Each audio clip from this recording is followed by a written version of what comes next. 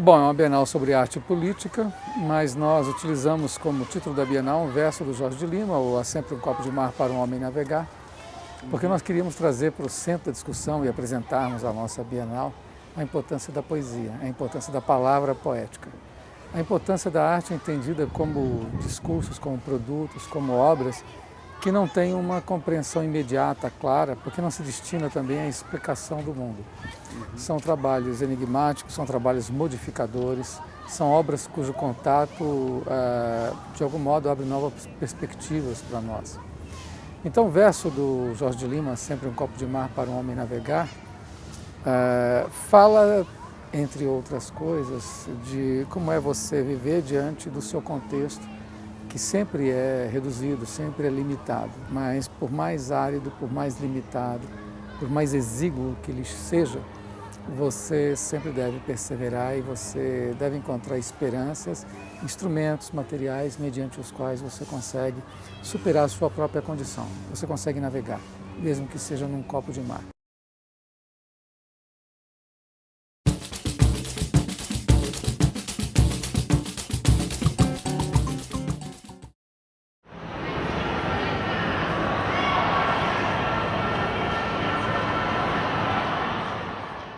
No geral, quando se pensa na relação entre arte e política, pensa-se na arte como denúncia.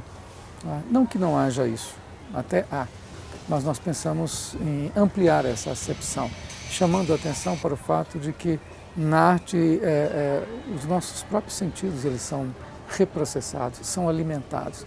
Novas configurações do mundo são pensadas, são ordenadas, o mundo vem reconstruído.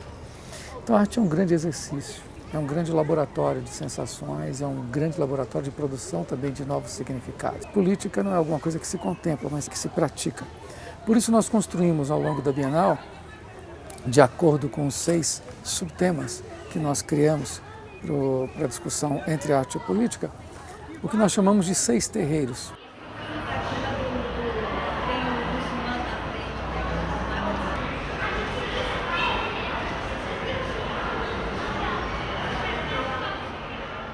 Nós estamos em um terreiro, que é o terreiro feito pelo Caboclo e pelo Roberto Loeb, que é o terreiro da linguagem, que é o terreiro do dito, não dito e interdito. Aquilo que se diz, aquilo que não pode se dizer, aquilo que não se diz.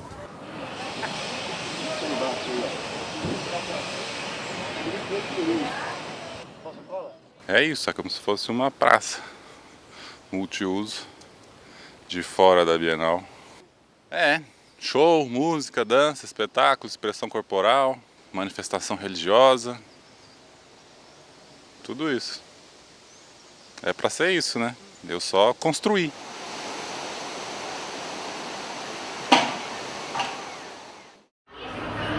Então, esse terreiro foi feito pelo Carlos Teixeira, que é um arquiteto mineiro, e ele é o terreiro voltado para as performances, para as artes de performances. Porque essa é uma Bienal, inclusive, que traz outras expressões artísticas. Então, aqui nesse terreiro, nós temos também os espetáculos de dança, os espetáculos de teatro, alguns espetáculos musicais. Nesse momento, nós estamos vendo aqui, por exemplo, a montagem da performance realizada pelo Marcos Paulo Rola, que é um artista de Belo Horizonte, artista mineiro de Belo Horizonte.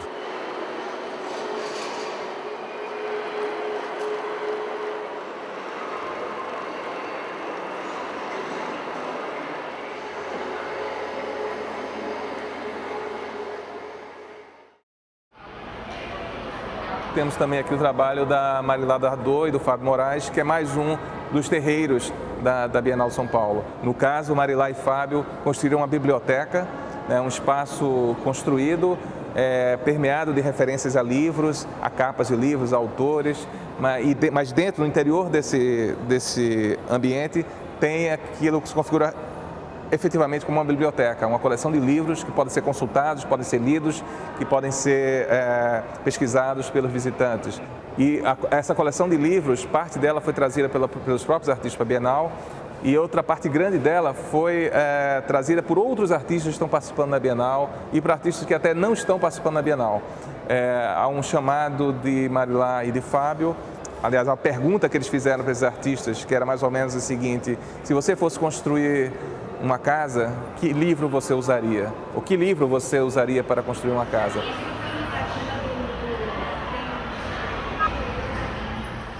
Quando o Zerbini faz esse trabalho, e você tem que entrar dentro dele, e lá dentro, luz e som, fica para o público logo de saída. Afinal, o que é isso? Isso não é pintura, isso não é escultura, será isso arquitetura? Também não é. Então, esse dado de algo que não dá para catalogar, algo que não cabe nas normas, isso é importante para nós frisarmos. Quer dizer, um bom trabalho também é aquele que dá as costas àquilo que se conhece e mergulha num território que o artista não sabe exatamente que território é isso. Isso é uma ousadia importante.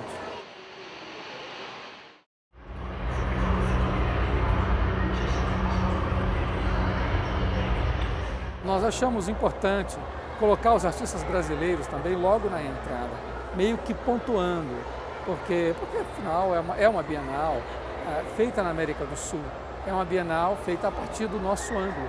Então é importante privilegiar os artistas brasileiros, como também os artistas latino-americanos, especialmente os sul-americanos.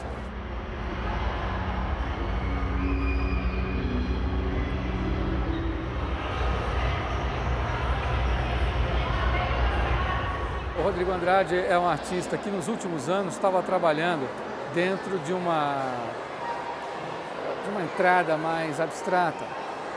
E o trabalho dele era sumamente matérico, uma grande matéria de tinta.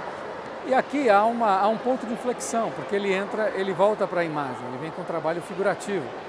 E tanto a gente se impressiona com a imagem, aquilo que nós estamos vendo, porque é muito, de fato, muito forte, enfático, quanto também nos impressiona a quantidade de matéria, digamos, quase que a carne da imagem. Isso sobressai a um protagonista.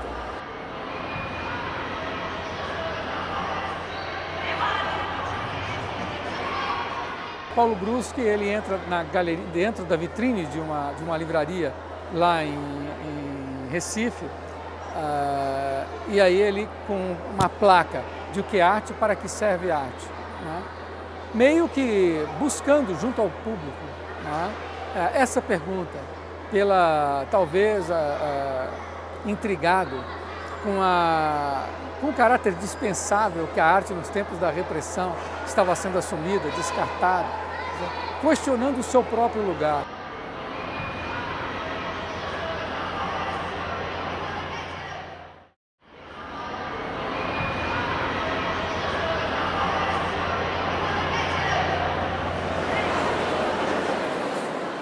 A Tatiana Blas, que é uma jovem artista paulistana, no dia da abertura da exposição, no dia 21 de setembro, ela realizou uma performance. Veio um pianista, começou a fazer um concerto, e aí daqueles tambores foram saindo, recolhidos, parafina líquida, né, que estava sendo aquecida. E aí a parafina líquida ela foi jogada dentro do piano, que por sua vez foi transbordando, né? E aí, na medida em que se transborda a parafina quente, claro, vai calando o piano, vai destruindo o piano, vai minando as forças do piano, a capacidade percussiva dele, a sonoridade do piano. E aí ela transborda, evidentemente o pianista para de tocar, porque não é mais possível, e aí ela escorre como uma música também, que vai minando, né? A música tem esse comportamento meio líquido também, ela sai, vai se espraiando, vai pelo chão, vai pelo ar, né? Vai contornando as paredes, ao contrário dos olhos, que vão em linha reta, o som não, tem essa propriedade meio líquida. Só que a parafina, como se sabe, ela é digamos, em estado líquido, é um líquido insidioso, porque trocando com a temperatura ambiente, ela endurece, ela enrijece. E no que enrijece, o piano, já calado, deixa de ser piano para virar um objeto.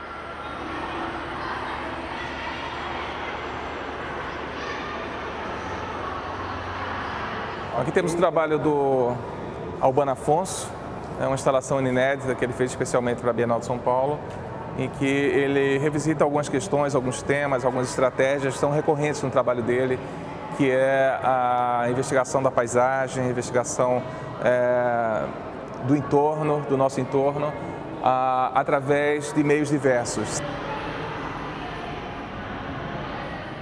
É que tem duas coisas que são muito importantes nesse trabalho, né?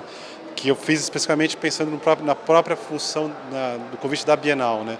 Que são essas imagens de parque, é o Parque do Ibirapuera, né? Então nessa questão do paraíso que eu vinha trabalhando nos outros trabalhos, né? E eu acho que isso tem muito a ver com a própria questão do tema da Bienal mesmo, essa relação da ocupação que as pessoas fazem do espaço público que é um parque, né?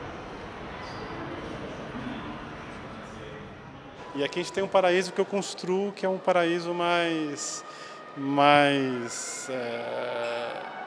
na verdade é o lado obscuro do paraíso, vamos dizer assim. Quer dizer, não é o paraíso, quer dizer, ali você tem aquela visão mais paradisíaca daquilo, e aqui você tem uma coisa que é mais tenebrosa, né?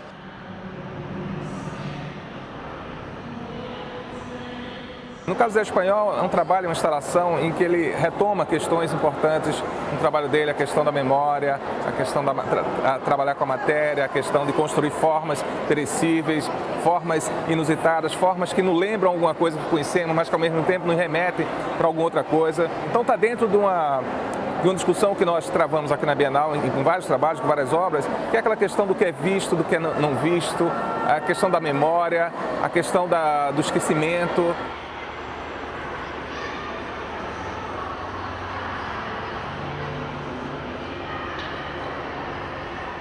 O Milton Machado apresenta uma série de trabalhos desenvolvidos ao longo de muitos anos e mostrado aqui, talvez pela primeira vez de forma completa, com instalação, com objetos, com vídeo, com desenhos, né, sobre a história do futuro. Ele fala assim, também como está inserido num contexto da Bienal, junto de outros trabalhos, que discute a questão da utopia, a questão do mundos possíveis, a questão da criação de outras possibilidades de vida que não essa com as quais estamos acostumados. Esse trabalho se chama História do Futuro, é um trabalho em progresso desde 1978, que se origina de uma ideia de um arquiteto sem medidas, que é como eu me denominava e me denomino ainda hoje, preocupado com a separação dos continentes no período cambriano por terremotos e outros cataclismos. Então, o primeiro projeto seria de reconstituir essa unidade desses continentes separados através de um sistema de gigantescas pontes que refariam essa unidade progressivamente e artificialmente. Nessa instalação imersiva do Henrique Oliveira, o visitante é convidado a entrar num espaço feito de madeira, onde um espaço curvo, onde as noções de equilíbrio, de verticalidade e horizontalidade são também questionadas, onde ele tem que negociar com esse ambiente novo construído pelo artista e a saída, e isso o visitante só percebe quando deixa a instalação, é na forma de uma vagina, como quase se o visitante estivesse nascendo de novo, estivesse sendo jogado ao mundo depois de uma experiência que potencialmente pode ser transformadora. Aqui para a Bienal eu pensei numa obra que tivesse uma referência na história da arte, então eu busquei na obra do pintor francês Gustave Courbet, do século XIX. Ele tem uma obra emblemática que se chama A Origem do Mundo, que é um nu feminino, um close, que é um quadro que pertenceu primeiramente a um diplomata turco, depois essa tela pertenceu ao psicanalista Jacques Lacan. E aí eu tomei essa obra, o título, para fazer um trocadilho, então eu criei a Origem do Terceiro Mundo, que é um pouco uma referência a essa ideia da gruta, mas feita com materiais da rua, né? Então é um espaço orgânico que ele remete tanto a uma caverna, a uma forma da natureza, como pode ser também uma forma da natureza do corpo humano, um interior de um animal, alguma coisa desse tipo.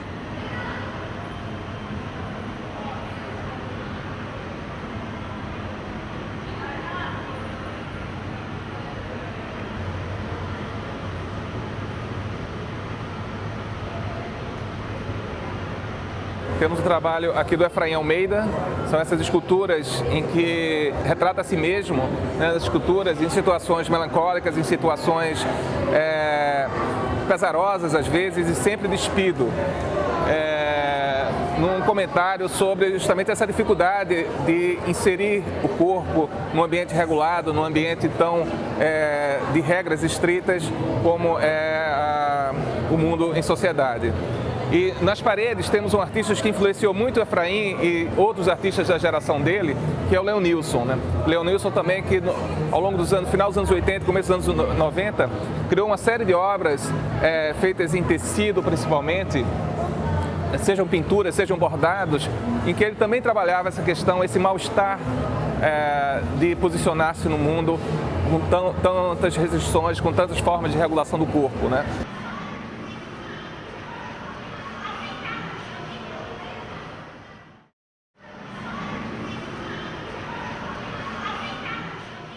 Nelson está na Bienal com duas inserções ou dois trabalhos. Primeiro com a obra inédita, que é uma obra que mistura coisas improváveis, como um modelo de avião, um protótipo de avião feito por Leonardo da Vinci nos anos, há 500 anos atrás, e articula esse protótipo com um animal, provocando essa confusão, né, de mundos que é próprio do trabalho de Nelson, essa desclassificação das coisas, né? O que faz o animal junto de um avião, dirigindo um avião. Não sei muito bem hoje em dia como às vezes a arte se relaciona muito há uma facção que relaciona muito com o universo que você vive, com a miséria, que é verdadeira, com a guerra. Mas eu não sei, eu estou tentando pegar por um outro lado, sabe? Não sei, não muito esse lado que é um lado importante, mas eu estou tentando ver a arte por um outro lado, mais sonhador, sabe?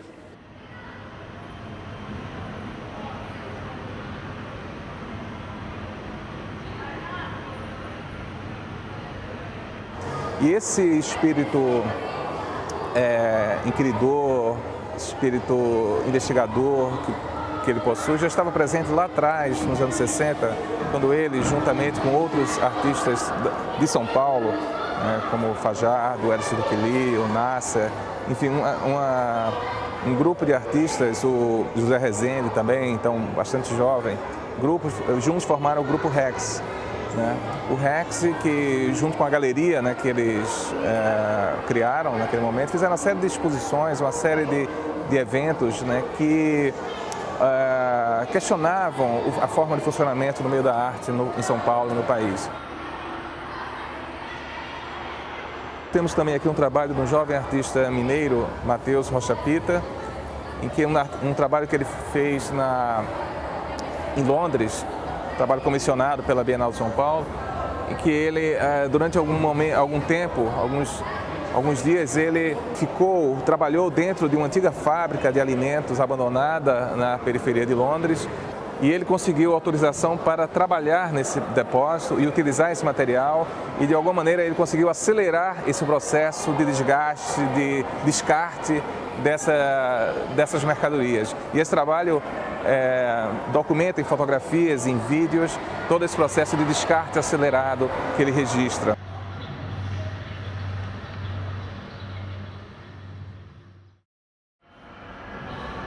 Que é um trabalho fotográfico da Rochelle Costa, feito especialmente também para a Bienal de São Paulo, onde ela fotografa esse ambiente do prédio da Bienal, né? Introduzindo objetos, introduzindo visadas diferentes, mas o que mais me interessa nesse trabalho, o que eu acho mais instigante, é o fato dela nos fazer ver de novo um espaço tão conhecido.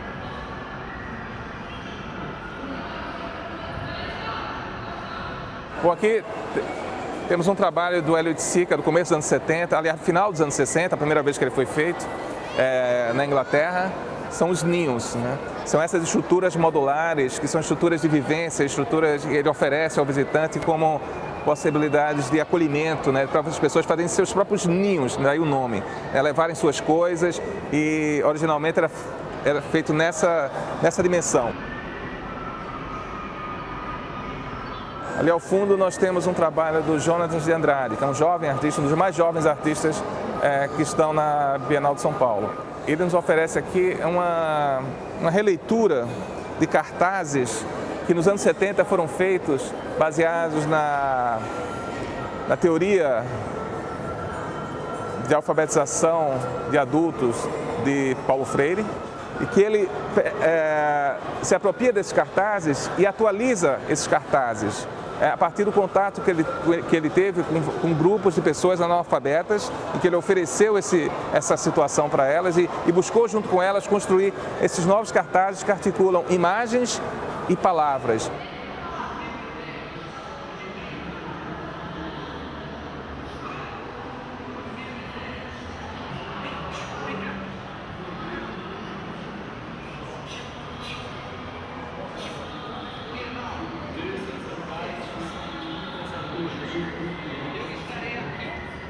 Temos aqui um trabalho do Lívio Trachtenberg, do Gabinete do Doutor Estranho, e que é um trabalho em que traz também para a Bienal esse elemento, esse ruído sonoro, essas coisas, todo um repertório de sons, de ruídos, de vozes que existem lá fora da Bienal, que são trazidos pelo público, inclusive, na forma de CD, na forma de pendrive, enfim, todo esse material é trazido para o Lívio, em que em períodos determinados da programação da Bienal, em determinados dias, em determinados horários, ele fica aqui dentro dessa jaula, remixando esses sons, remixando esse material e lançando de volta para o público, né? Amplificando esses sons para o público da exposição. Quintas à noite. Na Bienal, Gabinete do Doutor Estranho. E aí, manda, beleza? Doutor,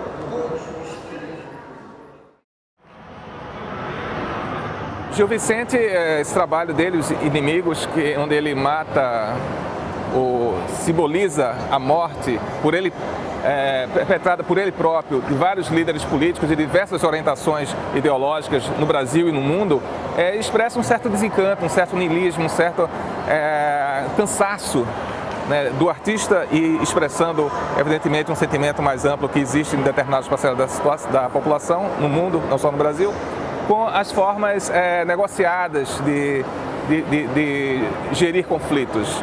Então, evidentemente, é um trabalho bastante explícito e bastante incisivo a respeito de uma determinada posição do mundo.